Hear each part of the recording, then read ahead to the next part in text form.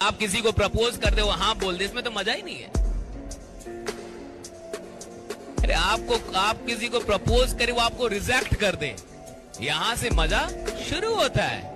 Here the game starts। मैं किसी को देखकर इग्नोर कर दूं, इसमें मजा नहीं है। मैं किसी को देखकर कुछ न बोलूं, इसमें भी मजा नहीं है। मैं किसी को देखकर उसके बारे में पता न करूं, इसमें भी मजा नहीं है। मैं किसी को देखकर 10 मिनट का रोस्ट वीडियो बना दूं, यहाँ से मजा शुरू होता है। कुछ मत कहो इनको, जैसे ये बोलते हैं सुन लो, पर करना तो बिल्कुल नहीं है। जिंदगी शुरू होती है खत्म होती है, ये लोग हर चीज में टांग अड़ा के खुद का बैलेंस इस कदर बिगाड़ रखा है। कोई भी आता है बेइज्जती करके चला जाता है, किसी से माइक छीन क्या लिया खुद को स्पीकर समझने लगते हैं। इसमें और बाकी भौंकने वाले जानवरों में 1 ग्राम का अंतर भी नहीं होता है, फिर भी पता नहीं है किस बात का भ्रम पाल रखे होते हैं। मैं एक चीज यहाँ ये कहना चाहूंगा, मैंने जेन्युइनली शादी से पहले 19 लड़कियों को प्रपोज किया। मैं एक्शन में बिलीव करता हूँ। मेरे को लगता है कि यार रितेश, हो सकता है कि तेरा रंग अच्छा ना हो सकता है तू बहुत ज्यादा सुंदर ना हो, लेकिन तेरे को एक्शन से कौन रोक रहा है? मना करना उसका काम है, तेरा काम है ट्राई करना। I think the only thing in that matters is I had the privilege of meeting our Prime Minister. I had the privilege of meeting a lot of bureaucrats, CMs, because now I keep on writing letters to them. मना करना उनका काम है, मेरा काम सिर्फ और सिर्फ एक ये है, वो है निस्वार्थ कर्म करना।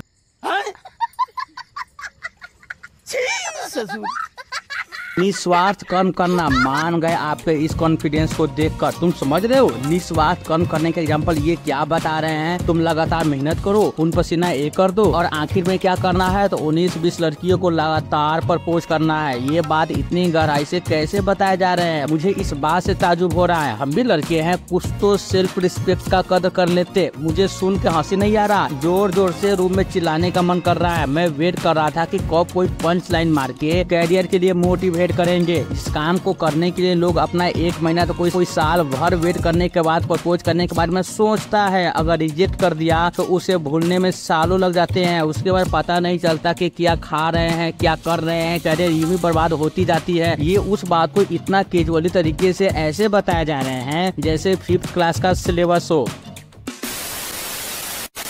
आजकल पॉडकास्ट का मतलब हो चला है जो मन में आया बोल दिया। एक समय था जब पॉडकास्ट का ज्ञान घर के बड़े बुजुर्ग के ज्ञान के बराबर समझा जाता था। आजकल पॉडकास्ट का ज्ञान घर के बच्चों के बातों के जैसा होता है, जिसे सुनने के एक्टिंग करना है पर सुनना नहीं है। अगर सुन भी लिया तो समझना नहीं है, अगर समझ भी लिया तो तुरंत भूल जाना है। तुम एक क्लिप देखो। शादी करनी चाहिए या नहीं करनी चाहिए? जरूरी क्या है शादी करने की? अगर आपको प्यार है तो वो बिना शादी के भी उससे रह सकता है प्यार।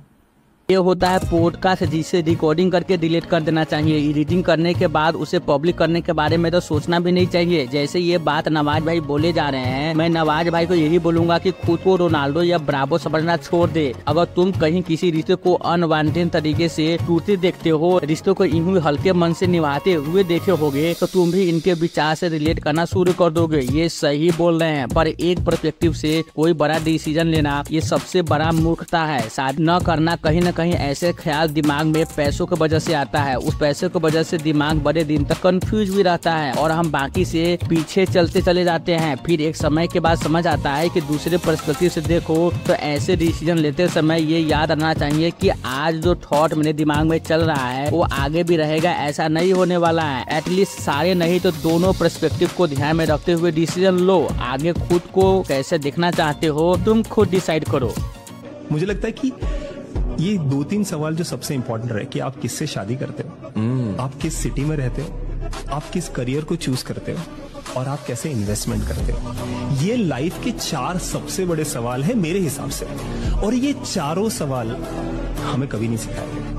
अनफॉर्चुनेटली हमें अपने खुद के एक्सपीरियंस से सीखना पड़ता है। नाउ विथ डिजिटल कंटेंट आपके जैसे लोग जब बताते हैं एक्सपीरियंस, आपके जैसे लोग बोल के ये क्या कर दिया भाई, उससे पहले जो कुछ आपने बोला कहा उन सब पे आपने सुनामी डाल दिया। बात अच्छी करनी चाहिए, बात अच्छी बोलनी चाहिए, काम उससे भी बढ़िया करनी चाहिए, और लास्ट में रिलेट समझदार लोगों के साथ मेहनत ही करनी चाहिए। सारे मेहनत, सारे एक्सपीरियंस, सारा एनर्जी हम जीरो कर देते हैं जब ऐसे लोगों को अपने बात में शामिल कर देते हैं। और बात रही सही डिसीजन का, तो हम हमेशा अच्छा ही डिसीजन लेना चाहते हैं, पर इतना भी रियल वाला डिसीजन सही मायने में जिंदगी में काम करती नहीं है। हम बोल देते हैं कि अच्छी किताबें पढ़ो, अच्छा एक्सपीरियंस लो, अच्छे लोगों से मिलो, बात करो, पर जहाँ डिसीजन की बात आती है वो भी ऐसे डिसीजन जो हम पहली बार ले रहे हैं, कैरियर का हो, फैमिली का हो, इतना भी हम ओपन माइंडेड नहीं होते हैं कि हम डिसीजन लेते समय पूरे विश्वास के साथ बोल सके हमने अच्छा डिसीजन लिया। क्योंकि सब कुछ पता नहीं होता, कभी कभी सब कुछ पता होना आने वाले समय के लिए कॉम्प्लिकेटेड या बोरिंग सा हो जाता है और हम खुद के एक्सपेक्टेशन पे पानी फिरता हुआ देख रहे होते हैं। ये सारे 4 डिसीजन वास्तव में सही तरीके से लेना चाहिए। मैं ये बता दूं, ये बस कहने और सुनने लायक है, तो इसमें कोई भी 2 डिसीजन का चुनाव भी तुम अगर सही तरीके से कर लेते हो तो तुम उस 10% में से हो जो आजकल लोग बनना चाहते हैं।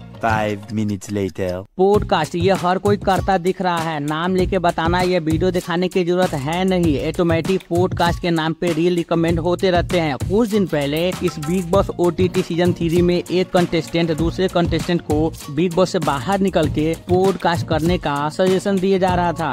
अपना भाई बाहर जाके ना यूट्यूब से ना पॉडकास्ट शुरू करना। देखो आप सबको जानते हैं, रोस्टिंग वीडियो हो, कॉमेडी वीडियो हो, मोटिवेशनल वीडियो हो, दोबारा देखना समझ आता है, पर एक ही व्यक्ति का पॉडकास्ट हर चैनल पे कौन देख रहा है? कौन लोग हैं जो बुलाए जा रहे हैं? आइए मेरे कैमरा में भी देखकर सेम बात बोल के जाइए। आजकल पॉडकास्ट का कंटेंट बाजार में मिलने वाला सब्जी के जैसा बनता चला जा रहा है। नेनुआ मिल रहा है तो पूरे बाजार में नेनुआ ही मिल रहा है, बैगन मिल रहा है तो पूरे बाजार में बैगन ही मिल रहा है। सेम ऐसे ही यहाँ से पॉडकास्ट करके गए, अब वहाँ करने लग गए। क्या चल रहा है ये? सबको पता है कि दोनों पॉडकास्ट में सेम बातें ही होने वाली है। सामने वाला अपना थॉट चैनल के बदलने से बदल नहीं सकता, फिर क्यों देखना है? इसने अपनी भी बेल लगा दी साथ में कि बजे। मैं इतना कंज्यूम करने लग गया था, तो जिम करते हुए कान में लगाया हुआ है, ठीक है, रात को सोते वक्त लगाया हुआ है। हेडफोन लगा के रात भर सुन लो। इस बारिश में मेढक के रिश्तेदार के नजदीक के डेडपोल का टटर सुन लो। फिर यही तमाम सवाल अपने पॉडकास्ट में लोगों से पूछेंगे। तभी मैं कहूँ कि पॉडकास्ट करने वाले मार्केट में नए नए आ रहे हैं, पॉडकास्ट चैनल मार्केट में नए नए आ रहे हैं, पर ये पॉडकास्ट में पूछने वाले सवाल वही घिसा पीटा अभी तक चलता जा रहा है। इन्हें ही सुन लो। ये सोने से पहले इनका कोई भी पॉडकास्ट लगा कर सो जाते हैं। कुछ तो नया करने के बारे में सोचो। एग्जाम में चीटिंग करना समझ में आता है, पर यहाँ क्यों किए जा रहे हो? नहीं आता तो छोड़ क्यों नहीं देते? कोई टीवी छोड़ के थिएटर करता है, ये लोग टीवी छोड़ के यूट्यूब कर रहे हैं। किसी का डाउनफॉल चला आता है, ये लोग इनवाइट करते हैं।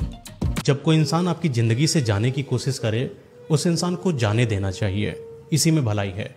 कुछ लोग ऐसे भी हैं जिसका किसी वजह से कोई पॉडकास्ट वायरल किया चला गया, उसका शुरू हो गया। अब वो क्या करेंगे, तो जहाँ देखेंगे पॉडकास्ट देना शुरू कर देंगे। कोई बुलाया नहीं तो खुद चले जाएंगे। उससे भी बात नहीं बनी तो पूरा का पूरा पॉडकास्ट को रील बना के अपने इंस्टाग्राम ID पर अपलोड कर देंगे। उन लोगों को समझने की जरूरत है कि एक बार पॉडकास्ट वायरल चला गया, आपने कुछ बेहतर बोला होगा। इसका ये मतलब नहीं कि कुछ बोलेंगे तो पॉडकास्ट में ही बोलेंगे। आराम से बैठ के अपना पर्सपेक्टिव शेयर कर सकते हो। ऐसे लोगों की वजह से पॉडकास्ट का वैल्यू ऐसे गिरता जा रहा है जैसे मिर्जापुर 3 का वैल्यू डूबता जा रहा है। मैं 2 साल पहले पॉडकास्ट देखने के लिए नेटफ्लिक्स मूवी और वेब सीरीज देखना कम कर दिया था, अब फिर से शुरू कर दिया हूँ नेटफ्लिक्स और वेब सीरीज देखना। कहाँ है कंटेंट पॉडकास्ट में? सबके सब बस टाइम बर्बाद करना जानते हैं और कुछ नहीं होता इसमें। तो चलो यार, वीडियो जस्ट फॉर एंटरटेनमेंट पर। वीडियो अच्छी लगी तो लाइक मारो, चैनल पर सब्सक्राइब मारो। मिलते हैं अगले नए वीडियो के साथ।